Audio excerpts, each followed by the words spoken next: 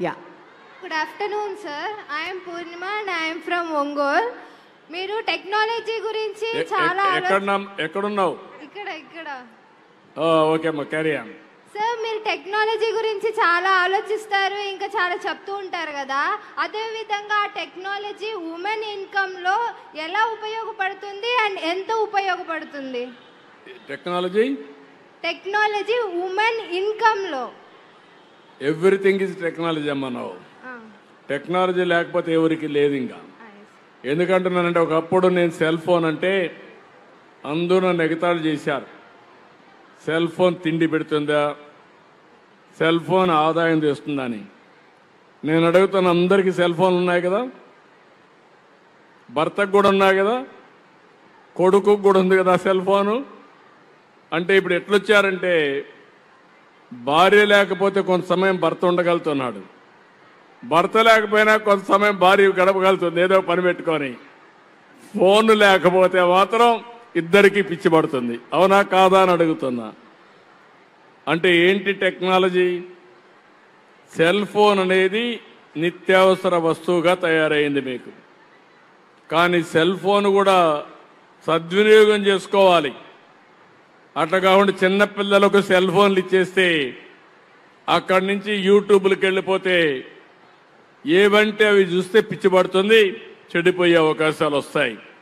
కాబట్టి మనం కూడా ఎక్కువ సమయం సెల్ ఫోన్లు పెట్టుకొని యూట్యూబ్కి వెళ్ళిపోయి ఏదంటే అది చూసి లేనిపోని టెన్షన్ తెచ్చుకునే పరిస్థితి వస్తుంది.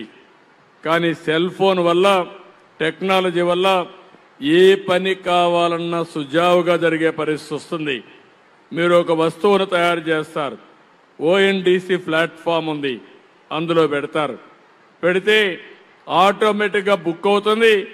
డబ్బులు బ్యాంకులో డిపాజిట్ చేస్తారు, ఆ డబ్బులు మీకు వస్తుంది. చూసిన తర్వాత మీరు డిస్పాచ్ చేసే అవకాశం వస్తుంది. ఇలాంటివి అనేక రకాలుగా రాబోయే రోజుల్లో నాలెడ్జ్ ఎకానమీలో టెక్నాలజీ అనేది ఒక భాగం. ఈరోజు మీరు చూస్తున్నారు, వ్యవసాయం, డ్రోన్స్ వచ్చేసాయి. ఈరోజు మీరు చూస్తే ఒకప్పుడు తెగుళ్ళు వచ్చినప్పుడు మనకు తెలియదు, పంట పోయేది.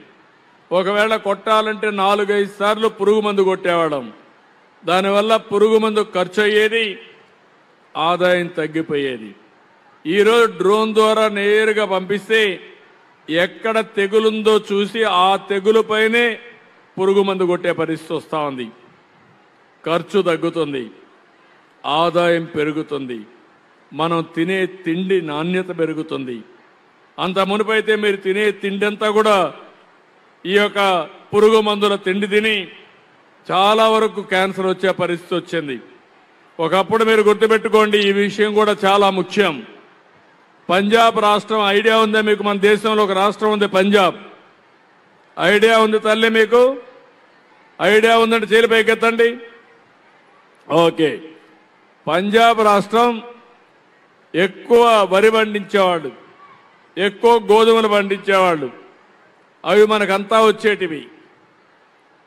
అలాంటిది ఎందుకంటే వారికి ఎక్కువ ఫెర్టిలైజర్స్ వేశారు, పెస్టిసైడ్స్ వేశారు, వాళ్ళు అది ఎక్కువ తిన్నారు.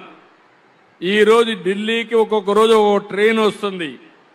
పంజాబ్ నుంచి ఢిల్లీకి క్యాన్సర్ పేషెంట్స్తో ఒక ట్రైన్ వస్తుంది ప్రత్యేకంగా. ఒకప్పుడు ఢిల్లీకి బీహార్ నుంచి ఒక ట్రైన్ వచ్చేది.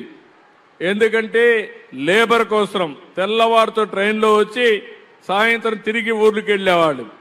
ఇప్పుడు పంజాబ్ నుంచి ఒక ట్రైన్ దీనికోసం వస్తుంది.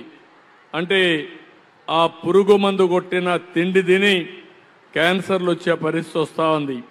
కాబట్టి మీరు కూడా గుర్తుపెట్టుకోవాలి, మీరు తినే తిండి పైన కూడా శ్రద్ధ పెట్టాలి. మనం 4 రోజులు ఉండాలంటే మనం కూడా ఏం తింటున్నామో తెలుసుకోవాల్సిన అవసరం ఉంది. మనం తినే, ఒకప్పుడు నేను చూసేవాడిని చిన్నప్పుడు, ఇంటికి కావాల్సిన అన్ని కూడా మనమే పండించుకునేవాళ్ళం. మా ఇంటికి కావాల్సిన కూరగాయలు కానీ, పప్పు కానీ, వరి కానీ ఇవన్నీ వేరేగా పండించి అవే తినేవాళ్ళం. ఇప్పుడంతా మారిపోయింది. అందుకే హాస్పిటల్స్ ఎక్కువగా వస్తున్నాయి. కాబట్టి మీరు ఆ విషయం గుర్తుపెట్టి, టెక్నాలజీ అనేది ఇంక తప్పదు, అన్నిటికీ టెక్నాలజీ ఉంటుంది.